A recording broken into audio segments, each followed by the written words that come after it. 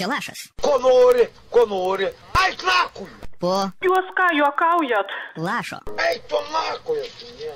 Lašas po Lašo. Ko nori dabar, blėt? Kaimynas iš pirmo aukšto skambina. Ką? Turite laiko, norim sutrukdyti. Eik tu nakuj! Norėjau, kad sudarytumėt naują laiptinės valymo grafiką. Dėl nakuj, pisui dainuoju. Pirmam aukšte, sakau juk. Tu girdi, tu beprotė?